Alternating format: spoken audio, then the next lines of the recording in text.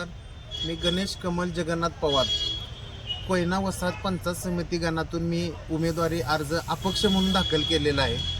अर्ज दाखल करत असताना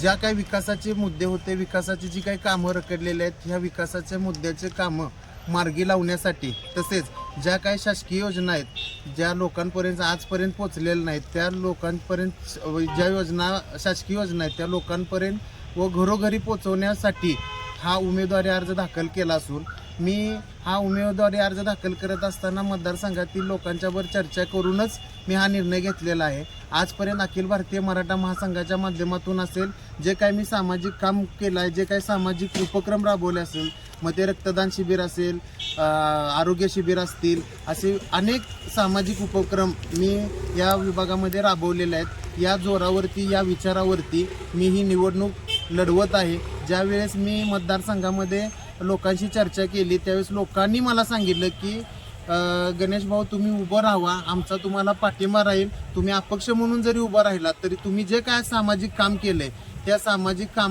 कामाच्या जोरावरती आपण चांगल्या पद्धतीने मताधिक्य घेऊन विजयश्री खेचून आणू शकतो। त्यासाठी तुम्ही अर्ज भरा। अर्ज भरल्याशिवाय आपल्याला विकासाचं काम करता येणार नाही। ज्या काही शासकीय योजना आहेत त्या आपल्याला घरोघरी पोहोचवता येणार नाहीत आणि प्रवाहात असल्याशिवाय आपल्याला कोणत्याही प्रकारचं विकासाचं काम करता येणार नाही। अशी चर्चा झाल्यानंतरच मी कोयना वसाहत पंचायत समिती गणातून अपक्ष उमेदवारी अर्ज दाखल केलेला आहे। तरी माझ्या तमाम मतदार बंधू भगिनी, माता, तसेच आबालवृद्ध मित्रमंडळ या सर्वांना, मतदार बंधूंना माझी एक विनंती राहील की मी अपक्ष म्हणून आज अर्ज भरलेला आहे। यासाठी मला चांगल्या मताधिक्याने निवडून द्यावं अशी मी तुम्हा सर्वांना विनंती करतो आणि एकदा संधी द्या, या संधीचं सोनं मी नक्की करेन। धन्यवाद। तुम्ही किती वर्ष झालं मराठी महासंघात काम करता? मी गेली 14 वर्ष झालं मराठा महासंघाच्या माध्यमातून काम करतोय। दरवर्षी रक्तदान शिबिर असेल, आरोग्य शिबिर असतील, असे विविध उपक्रम मी या माध्यमातून राबवलेले आहेत लोकहिताचे। मग तुम्हाला कोणत्या पक्षाकडून अर्ज का भरू वाटला नाही?